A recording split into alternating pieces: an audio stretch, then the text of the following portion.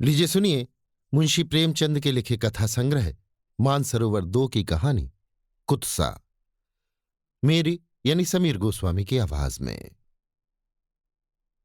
अपने घर में आदमी बादशाह को भी गाली देता है।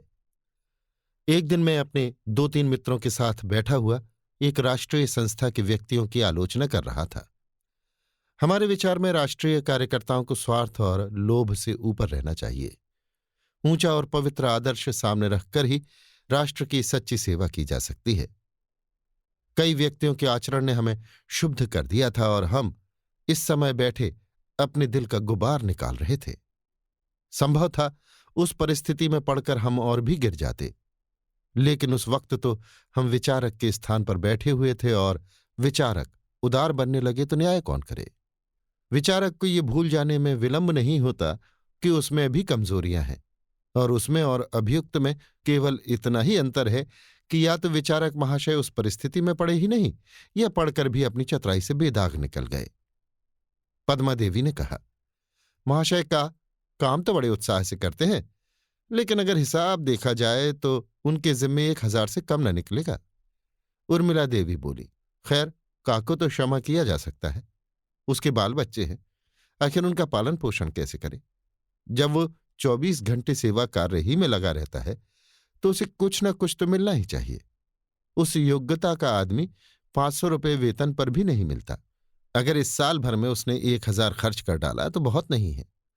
महाशय खा तो बिल्कुल निहग है, जोरू न जाता, अल्लाह मियां से नाता, पर उनके जिम्मे भी 1000 से कम न होंगे। किसी को क्या अधिकार है कि वो गरीबों का धन मोटर की सवारी और यार दोस्तों की दावत में उड़ा दे। श्यामा देवी उद्दंड होकर बोली, महाशय गा को इसका जवाब देना पड़ेगा भाई साहब, यों बचकर नहीं निकल सकते।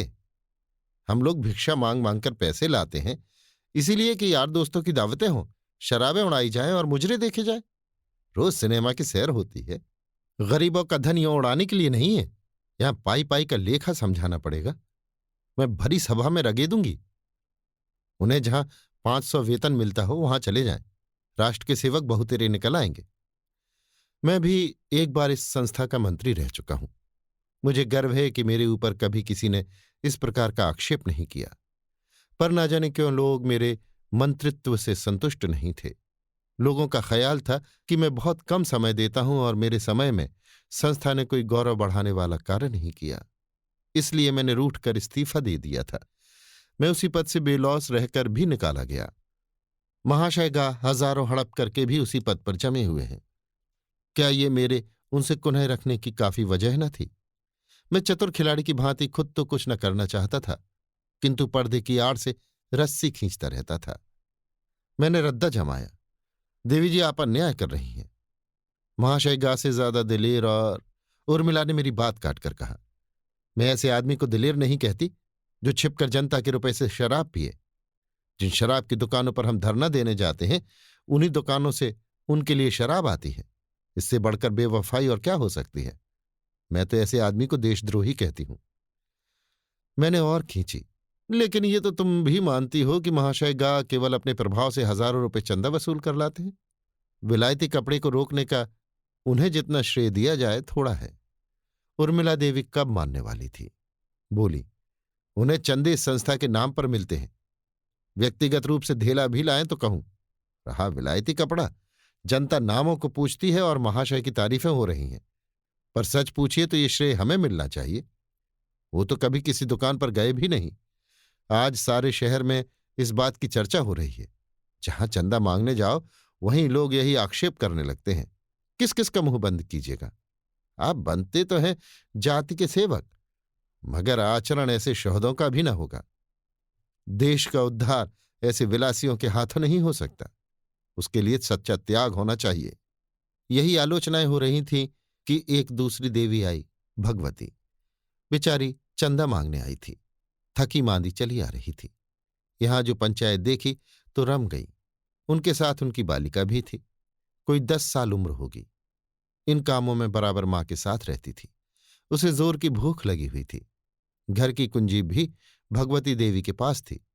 पतिदेव दफ्तर से आ गए होंगे, घर का खुलना भी जरूरी था, इसलिए मैंने बालिका को उसके घर पहुंचाने की सेवा स्वीकार की।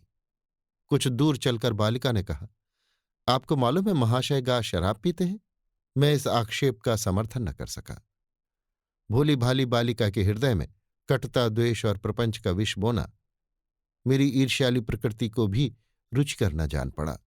जहां कोमलता और सारल्य, विश्वास और माधुर्य का राज्य होना चाहिए, वहां कुत्सा और शुद्धता का मर्यादित होना कौन पसंद करेगा?